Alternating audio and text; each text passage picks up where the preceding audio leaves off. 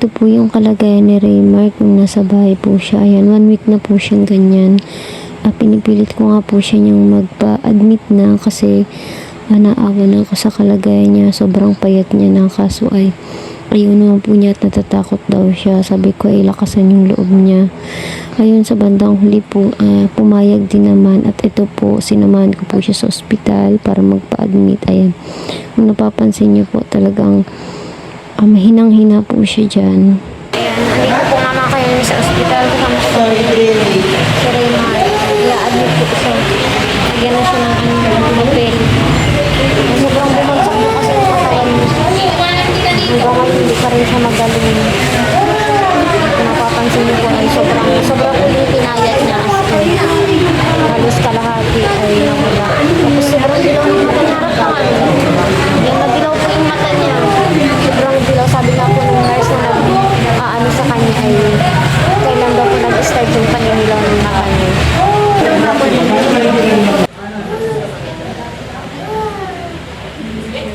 Tulog na.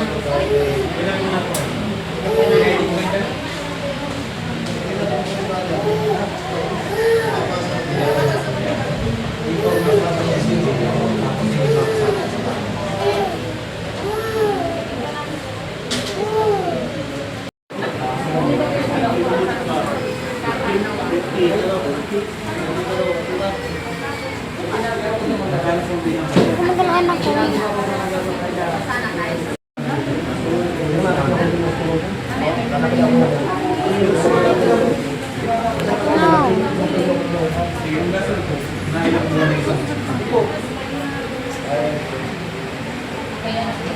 Ayan, hello po and welcome back to Shanice TV Vlog. Ayan, sa mga nagtatanong po pala kung anong nangyari dun sa asawa ko kasi nag-live ako tapos nasa ospital siya.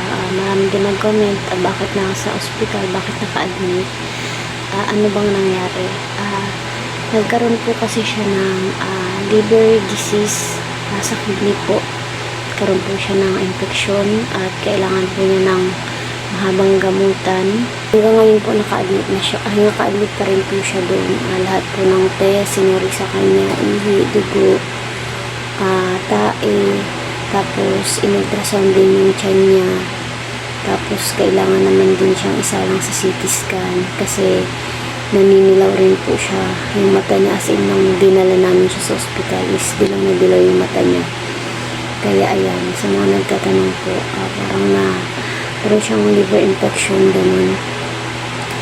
Yung ilan, siguro napanood yung live ko na humihingi ako din ng tulong para sa gamutan sa ospital kasi medyo magibat po yung yung gastusin kasi kailangan niya mag-maintenance for 6 months at yung gamot na yun is para dun sa kanyang liver, para dun sa kanyang kidney.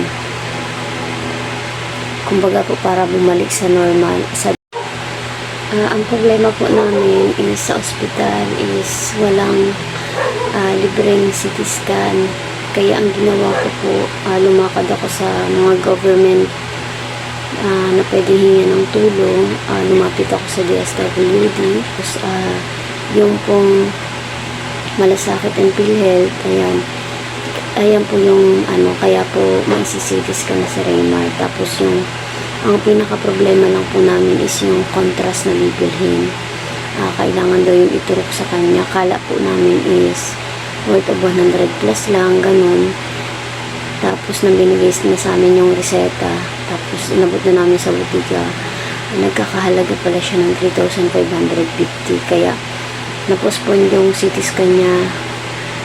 Hindi natuloy kasi nga yung contrast na kailangan iturok sa kanya bago isa lang is wala pa. Kaya sabi ng nurse, mag-update na lang daw kung sakaling may mga gamit na, kompleto na yung gamit. Kaya ayun, naglakad ako sa mga kung saan pwede makahingi ng tulong. Kung napapanood niyo po, nag-live ako. Pinin namin din yung Gcash namin para kung sakaling may mag-abot po ng paunti-unting tulong, maipon para maisa lang na siya sa CT scan. Kasi mahaba-haba pang proseso. In-ultrasound din po siya.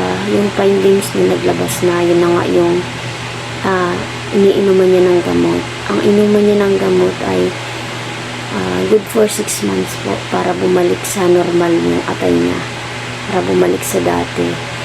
Tapos 3 times a day yun, 50 pesos ang isa. Kaya kung tutuusin, sa gamutan pa lang niya, kailangan niya na ng 49,000. Sobrang gibat po nun. Kaya nag-post din po ako din sa page ko na ngayon sa mga mayroon na pasobra, ayan, baka sakali makahingi kami ng kunting tulong para sa gamutan ni Raymond. Kaya nakapost po ako din sa page ko sa mga nakapanood po. Ngayon pa lang po ako mag-upload kasi walang oras. Hindi nga po ako dun naka-stay pagkagabi. Nandito ako sa bahay. Tapos pumupunta po ako dun kapag umaga, pag natulog na yung dalawang bata. Pero pag hindi po sila sabayan natulog, ayan, hindi ako nakakapunta dun kasi wala pong magbabantay sa dalawa.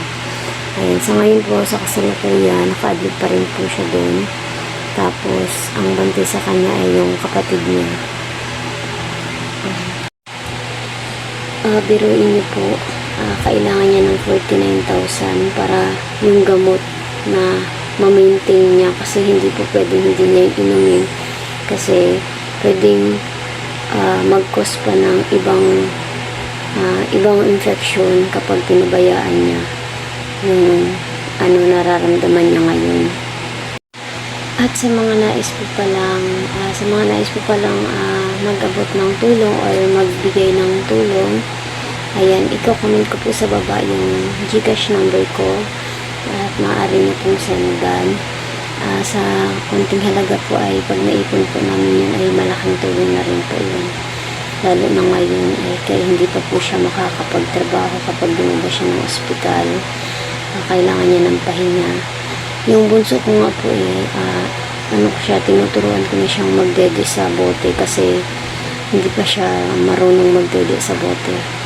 Ayaw pa niya. Pero ngayon tinitraining ko na paunti-unti para po baga siya muna yung alaga sa dalawang bata. Tapos ako naman yung tatrabaho. Kasi sa ngayon sigurado paglabas na hindi pa siya pwedeng magtrabaho niyan. Yung sakit po ni Raymond, biglaan naman po yan, pero may mga may mga sintomas na siyang nararamdaman nung una. Siguro, yung month na po niyang buwan niya nang nararamdaman yung pagsakit ng balakang niya. Tapos parang biglang nalak yun yung pakiramdam niya. Tapos yung paninilaw naman niya is biglaan naman. Siguro, pagkagising namin, may nararamdaman na siya nun. Parang masakit ng niya nun ang kaliwang pusong, tapos kinaumagahan yung mata niya ay naninilaw na nga. Hindi po na yan nagpa-admit. 1 week siyang dito sa bahay. Hindi siya nakapagtrabaho ng 2 weeks. Tapos 1 week siya dito naka-stay. Masama yung pakiramdam niya. Akala namin ay na galawan, kaya nagpasuob kami. Tapos kala namin pasma, nagpahilot din kami, tapos nagkulob kami ng kumot. 1 week kami nagkagaganon. Tapos ayun na nga, hanggang sa hindi talaga nakaya ng katawan niya, nanghihina. Sa loob ng 1 week po na yun, puro lang siya gatas, tapos kalakalahating baso, hindi pa niya nauubos, walang kanin, tapos sinusuka pa niya. Tapos pinilit ko siya nun na ayaw po kasi niyang magpa-admit kasi natatakot siya. Tapos sabi ko, sige kung ayaw mong magpa-admit, magpa-check up na lang tayo. Ayun, napilit ko na po naman po siya magpa-check up. Tapos ayun po, galing kami doon sa ospital. Tinanong siya kung anong nararamdaman niya, naresitahan siya ng gamot. Tapos ayun po, iniinom niya hanggang mag 4 days, tuloy-tuloy yung inom niya. Ganun pa rin, wala pa rin nagbabago. Yung pakiramdam niya, ganun pa din. Pagkakain siya, susuka niya. Tapos yung lakas niya, wala pa rin. Kaya sabi ko, magpa-admit ka na kasi, magpa-confine ka na kasi, lakasan mo lang yung loob mo. Tapos ayun, yung time na hindi niya na talaga kaya, ayun, pumayag na rin siya. Yung gabi yun, inayos ko yung mga gamit niya. Tapos hindi na nga po siya lumakad palabas eh. Ako na yung lumabas, tapos tumawag na lang ako ng tricycle. Pinaabang na lang namin sa may harap. Kasi hindi na rin niya kayang maglakad ng malayo. Kasi sobrang nangihina na nga po yung katawan niya. Ngayon, pagpunta namin dun sa ospital, sabi nga po ng nurse, habang ini-interview siya, kailan pa yung paninilaw ng mata mo? Sobrang dilaw kasi po ng mata niya talaga. Tapos ayun, na-admit na nga po siya nung time na yun. Nilagyan na siya ng swero. Tapos yun, kinabukasan, nag-umpisa na yung mga laboratory niya hanggang sa sunod-sunod na. Tapos yung pinakaunang round ng doktor, hindi ko po narinig kung ano yung sabi kasi yung time na yun hindi naman po ako nag-i-study sa ospital kasi nga yung mga bata kailangan po ng bantay dito sa bahay. Nakakapunta lang ako doon kapag tulog na po, tapos may mapag-iiwanan ako. Tulad niya yun, ang bantay doon ay yung kapatid niya. Kaya natawag na lang siya sa akin or na-chat kapag may kailangan dalahin doon or may kailangan. Ayan, sa ngayon po yan na muna po yung update. Siguro po bukas makakapunta ako doon. Salamat nga po pala sa lahat ng nanonood at salamat din po sa lahat ng nag-send at salamat din po sa lahat ng tutulong sa amin. Ayan, maraming salamat po. Hanggang dito na lang po.